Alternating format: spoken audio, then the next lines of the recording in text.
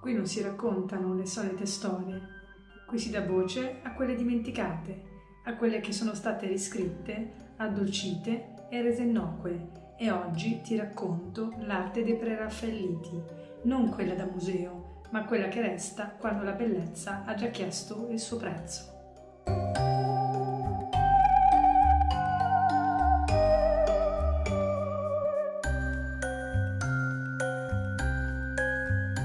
I preraffaelliti erano sette giovani uomini nell'Inghilterra dell'Ottocento che nel 1848 fondarono una confraternita artistica, la Pre-Raphaelite Brotherhood.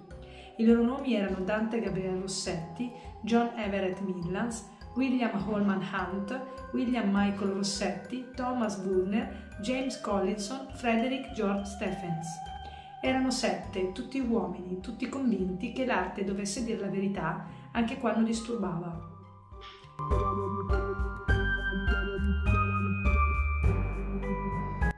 I preraffaelliti non erano solo pittori con uno stile riconoscibile, erano una rottura. In un'epoca in cui l'arte accademica cercava armonia, perfezione, distanza emotiva, loro fecero il contrario. Dipinsero dal vero, all'aperto, ore e ore davanti alla natura. Non idealizzavano i paesaggi, li studiavano, li copiavano, foglia per foglia, fiore per fiore. Usavano colori puri, non smorzati, rossi intensi, verdi profondi, contrasti forti. Per questo furono criticati, accusati di eccesso, di essere troppo realistici, quasi disturbanti. Ma il punto era proprio quello. Non volevano un'arte che rassicurasse, volevano un'arte che dicesse la verità.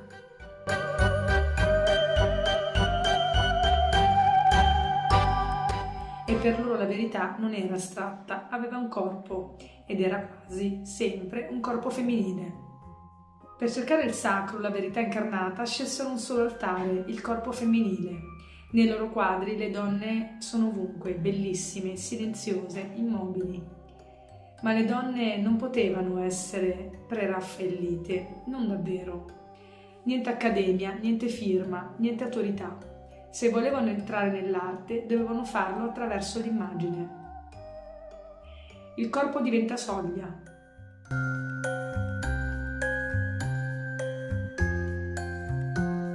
Il volto più famoso di questa bellezza ha un nome, Elisabeth Siddal. Capelli rossi, pelle pallida, uno sguardo che sembrava già lontano. Non nasce come musa, lavora come sarta, viene scelta, diventa modella, diventa immagine, diventa simbolo. Ma Elisabeth scrive poesie, disegna, pensa, vuole essere riconosciuta come artista. Il mondo però la guarda, non l'ascolta.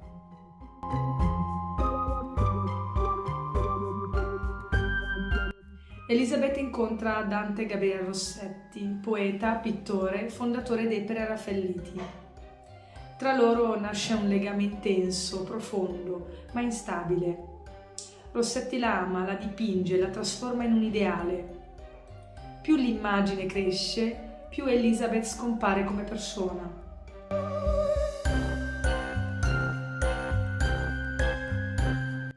Elisabeth Siddal non soffre solo la fine. La sua sofferenza è lenta, costante, silenziosa. Posa per ore e ore, spesso al freddo, a volte immersa nell'acqua. Il suo corpo non è protetto, è uno strumento. Si ammala più volte, è fragile, costretta spesso a letto. Per sopportare il dolore le viene dato il laudano, un farmaco, un sedativo, un oppiaceo. All'inizio cura, poi anestetizza, poi diventa dipendenza. Elisabeth non è solo una musa, è una donna che crea, ma il suo talento resta sempre in secondo piano. Più diventa simbolo, meno le resta spazio per essere persona.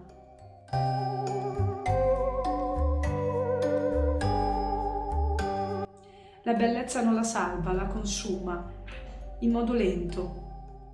Elisabeth Siddal muore giovane, aveva poco più di 30 anni, un'overdose di laudano, forse volontaria, forse no. Rossetti è devastato, seppellisce con lei le sue poesie, un gesto d'amore o di possesso.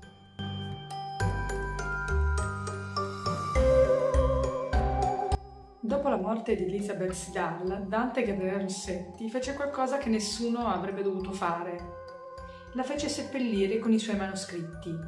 Le poesie che lei aveva scritto, quelle che nessuno aveva mai davvero letto, le mise nella bara tra le sue mani, come se quelle parole gli appartenessero più della vita.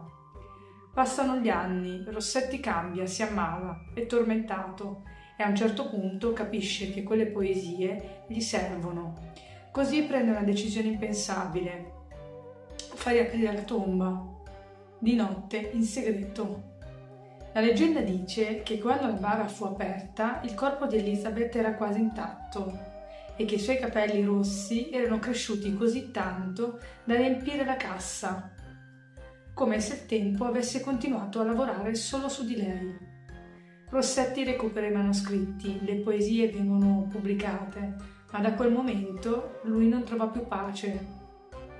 Soffre di allucinazioni, incubi, sensi di colpa, come se qualcosa che non doveva essere disturbato fosse stato richiamato. La leggenda non parla di vendetta, non parla di fantasmi urlanti, parla di una cosa più sottile. Del fatto che alcune voci, quando vengono sepolte, non possono essere riprese senza pagarne il prezzo. Elisabeth Sidal è tornata attraverso le sue parole, ma forse non avrebbe dovuto. E forse è per questo che la sua storia continua a inquietare, non perché è morta, ma perché non è mai stata davvero lasciata andare.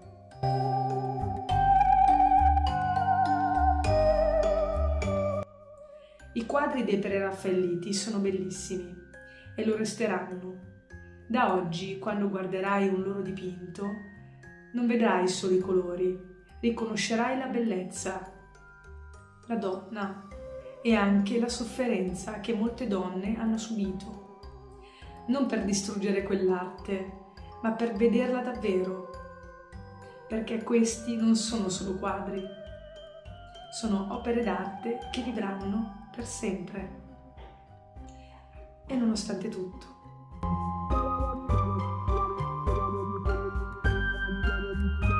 Se ti piacciono le storie che non vengono addolcite, iscriviti al canale e lascia un like. Qui si raccontano le storie che non finiscono nei libri per bambini.